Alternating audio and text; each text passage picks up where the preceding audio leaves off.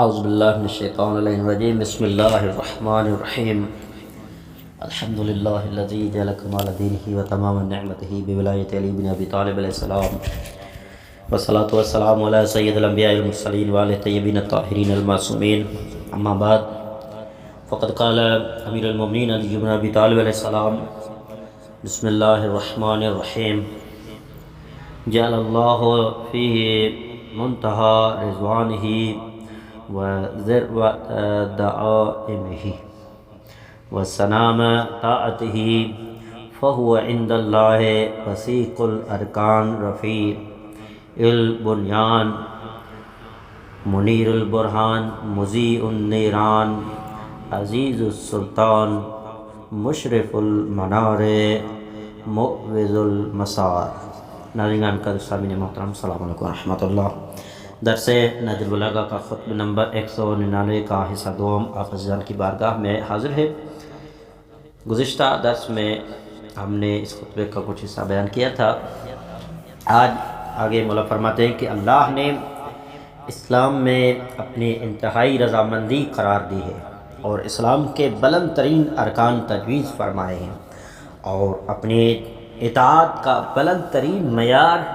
اسی کو بنایا ہے۔ چنانچہ اللہ کے نزدیک اسلام کے قابل ترین و مضبوط ارکان ہیں اور اس کی عمارت بہت بلند ہے، اس کے لیے اس کے دلائل روشن کرنے کے والے ہیں اور اس کی ضیائیں اور شعائیں نور برساتی ہیں اور اس کا تسلط غالب رہنے والا ہے۔ اس کے مینار بلند و بالا تر ہیں اور انہیں غائب کر دینا ممکن نہیں ہے۔ چنانچہ اس کی بزرگی اور شرف کو قبول کرو، اس کی پیروی اختیار کرو اور اس کا حق ادا کرو اور اسے اس کے حقیقی مقام پر رکھو، یعنی باطل تفہیم ختم کر دو۔ پھر نوٹ کرو کہ اللہ پاک نے محمد صلی اللہ علیہ وآلہ وسلم کو اس وقت برحق مبعوث کیا جب دنیا کی طرف سے اپنے تمام سلسلوں اور کاروبار کو منقطع کر دینا قریب آ چکا تھا اور آخرت کی طرف سے دنیا کے انقطاع کو قبول کر لینے کی اطلاع آ چکی تھی اور دنیا کے ٹھاٹھ اور شان اور مسرتیں اپنی چمک دکھا کر دھندلا چکی تھی اور دنیا تباہی کے لیے اپنے متعلقین سمیت پنجوں کے بل کھڑی ہو چکی تھی اور اس کا بستر خیردار اور تکلیف دہ ہو چکا تھا اور اس کی لگام اور قدرت سے کھینچنے والے کو سپرد کر دے گی تھی۔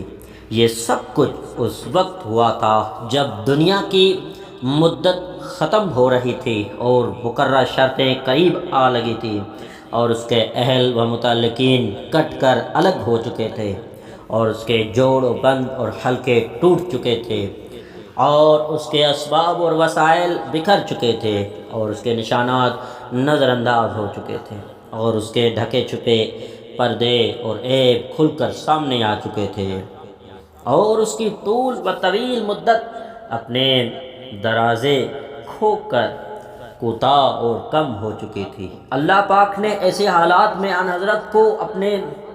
پیغامات پہنچانے والا بنایا اور انہیں ان کی امت کے لیے بزرگی فراہم کرنے والا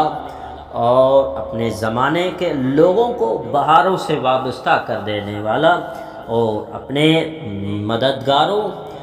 کو بلند مرتبے عطا کرنے والا اور اپنے انصاف کو شرف و وقار عطا کرنے والا نامزد کر کے بھیجا ہے۔ پھر ان پر یعنی پیغمبر اسلام پر کتاب نازل کی ایسے نور کی صورت میں کہ جس کے روشن قندیل بجھائے نہیں جا سکتے اور چراغ ایسے کہ جن کا بھڑکنا کم نہیں ہو سکتا اور ایسی کتاب جو ایسا سمندر ہے کہ جس کی گہرائی و تہ تک رسائی نہیں ہوتی اور وہ ایسا راستہ ہے جس کا رخ گمراہ نہیں کرتا اور ایسی طاق ناک شعاب جس کی روشنی میں اندھیرا نہیں ہو سکتا اور حق و باطل کو ایسا جدا رکھنے والی کتاب جو اپنے دلیل کو گڈمڈ نہیں ہونے دیتی، اور ایسی بیان کرنے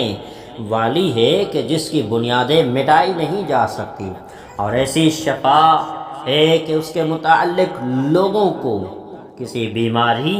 کا اندیشہ نہیں رہتا ہے، اور ایسی عزت اور غلبہ فراہم کرتی ہے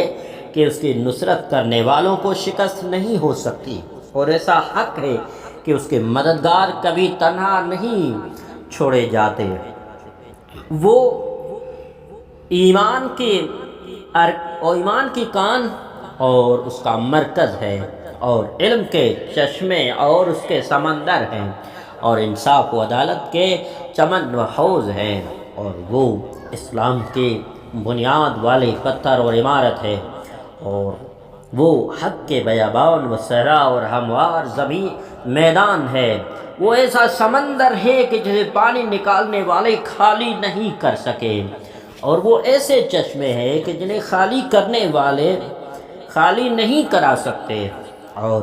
پینے کا ایسا گھاٹ ہے جس پر آنے والوں سے اس کا پانی کم نہیں ہو سکتا، اور وہ ایسی منزل ہے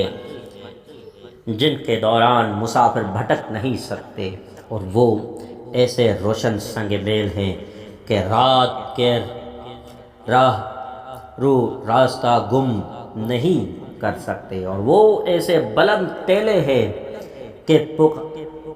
پکا ارادہ کرنے والے ان سے چوک نہیں سکتے۔ اللہ نے قرآن کو صاحبان علم کی پیاس بجھانے کی رے بنایا ہے، فقہا کے لیے اسے دل کی بہار بنایا ہے، اور اصلاح کرنے والوں کے لیے مقصد راہ قرار دیا ہے، اور وہ ایسی دوا ہے کہ جس کے بعد کوئی بیماری نہیں آتی ہے، اور ایسا نور ہے کہ اندھیرا اس کے ساتھ ٹھہرتا نہیں ہے، اور ایسی رسی ہے کہ جس کے بند مضبوط ہے، اور ایسی چوٹی ہے کہ جس کی پناہ مضبوط ہے، اور عزت و غلبہ ہے اس کے لیے جو اسے اپنا حاکم بنائے، اور داخل ہونے والے کے لیے سلامتی ہے، اور پیروی کرنے والے کے لیے ہدایت ہے، منسوب ہونے والوں کے لیے سفارشی ہے، اور جو قرآن کی مدد سے بات کرے اس کے لیے دلیل ہے، اور جو اس کی مدد سے مباحثہ و مناظرہ کرے اس کے لیے گواہ ہے، اور جو اس کے ذریعے سے حجت قائم کرے اس کے لیے کامیابی ہے، اور جو اس کا بار اٹھائے اس کو سنبھالنے والا ہے، اس کا محافظ ہے، جو اسے استعمال کرے اور معجزہ ہے اس کے لیے جو معجزہ چاہے، اور ڈھال و سپر ہے اس کے لیے جو ہمراہ رکھے، حفاظت کرنے والے کے لیے علم ہے، اور روایت کرنے والے کے لیے حدیث ہے، حکمرانی کرنے والے کے لیے حکم ہے۔ خطبے نمبر 200۔ اس خطبے میں امیر المومنین نے نماز کے لیے کون سا خطرہ تھا اس کی حفاظت کے معاہدے پر تاکید فرمائی ہے، اور نماز سے کس کس کو اللہ کا تقرب ملا۔ آئیے خطبے میں چلتے ہیں کہ مولا فرماتے ہیں نماز کے معاملے میں دو طرفہ معاہدہ کر لو اور اس کے محافظ بن جاؤ، اور اس سے کثرت و قوت طلب کرو، اس سے اللہ کا تقرب بھی چاہو۔ یقیناً جس نماز کی بات ہو رہی ہے وہ مومنین کے اوپر وقت کی پابندی سے لکھ کر واجب کی ہوئی ہے۔ کیا تم نے جہنمیوں کا جواب نہیں سنا ہے کہ جب ان سے پوچھا گیا تھا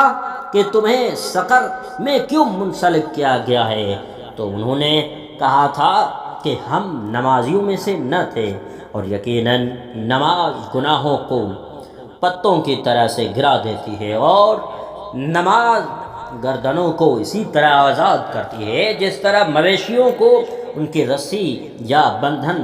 رہا کرتا ہے، اور رسول اللہ صلی اللہ علیہ وآلہ وسلم نے نماز کو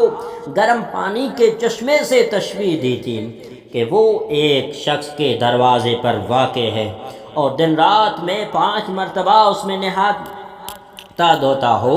چنانچہ اس کے جسم پر اب میل کا برقرار رہنا ممکن نہیں ہے۔ اور یہ حقیقت ہے کہ مومنین میں سے کچھ لوگوں نے نماز کے حق کو پہچان لیا تھا، چنانچہ ان کو نہ تو متاع دنیا کی زیبائش نماز سے لاپرواہ کرتی تھی، اور نہ ہی بیٹوں کی راحت چشم نماز سے غافل کرتی تھی، نماز ہی رکاوٹ بنتا تھا۔ انہی کے ذکر میں اللہ پاک نے فرمایا ہے کہ وہ لوگ بھی ہیں جن کو تجارت اور خرید و فروخت نہ اللہ کے ذکر سے غافل کرتی ہے اور نہ نماز پڑھنے اور زکوٰۃ دینے میں رکاوٹ بنتی ہے۔ رسول اللہ صلی اللہ علیہ وآلہ وسلم کے باوجود کہ جنت میں جانے کا وعدہ لے چکے تھے، نماز کے لیے تکلیف برداشت کرتے رہتے تھے، اس لیے کہ اللہ نے ان سے کہہ دیا تھا کہ اپنے اہل کو نماز کا حکم دیتے رہو اور اس حکم پر صبر و انتظار کرتے رہو۔ چنانچہ حضور اپنے اہل کو برابر حکم دیتے رہے اور اس پر خود کو صبر و انتظار کراتے رہے۔ پھر یقیناً زکوٰۃ کو بھی نماز کے ساتھ ساتھ اہل اسلام کے لیے تقرب خداوندی کا ایک ذریعہ قرار دیا ہے۔ چنانچہ جو شخص زکوٰۃ خلوص نیت کے ساتھ ادا کرتا رہے گا تو یقیناً زکوٰۃ اس کے لیے کفارہ بن جائے گی اور دوزخ کے مقابلے میں آڑ اور بچاؤ بن جائے گی۔ چنانچہ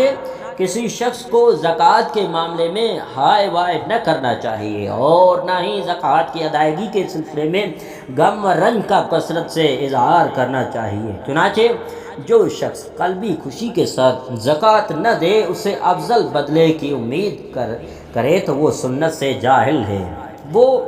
اجر کے معاملے میں نقصان میں رہے گا، عمل کے سلسلے میں گمراہ اور دائمی ندامت میں مبتلا رہنے والا ہے۔ نماز اور زکوٰۃ کے بعد امانت کا ادا کرنا فرض ہے۔ یقیناً امانت کو پھیلے ہوئے آسمانوں پر اور بچھائے ہوئی وسیع زمین پر پیش کیا تھا، اور اسی طرح مضبوط بلند پہاڑوں پر امانت پیش کی گئی تھی۔ چنانچہ اور کوئی چیز بھی آسمانوں اور زمینوں اور پہاڑوں سے نہ زیادہ لمبی ہے، نہ زیادہ چوڑی ہے اور نہ اعلیٰ درجے کی ہے اور نہ عظیم الشان ہے۔ اگر کوئی چیز اپنی لمبائی چوڑائی یا اپنی قوت و عزت کے سبب سے اللہ سے سرتابی کر سکتی تو آسمان، زمین اور پہاڑ ضرور انکار کر دیتے، لیکن وہ تو اللہ کے عذاب اور مواخذے کے سامنے عاجز اور بے بس ہو گئے تھے اور صورتحال کو سمجھے گئے تھے جسے ایک بہت کمزور اور ان سب سے ہی ضعیف تر مخلوق نہ سمجھا تھا، اور وہ انسان تھا۔ یقیناً انسان بڑا ظالم اور جاہل نکلا۔ حقیقت یہ ہے کہ اللہ پاک بزرگ و برتر وہ ہستی ہے جس سے بندوں کے غلط یا صحیح اعمال چھپے نہیں رہتے، خواہ وہ دن میں کریں یا رات میں کریں۔ ان کے چھوٹے سے چھوٹے اور باریک اور غیر محسوس کام بھی اللہ کے علم میں محصور ہے۔ تمہارے اعضاء اللہ کے گواہ ہیں اور تمہارے جوڑ بند اس کی افواج ہیں، اور تمہارے ضمیر اور احساس اس کی آنکھیں ہیں، اور تمہاری تنہائیاں اس کے مناظر ہیں۔ والسلام علیکم ورحمۃ اللہ وبرکاتہ۔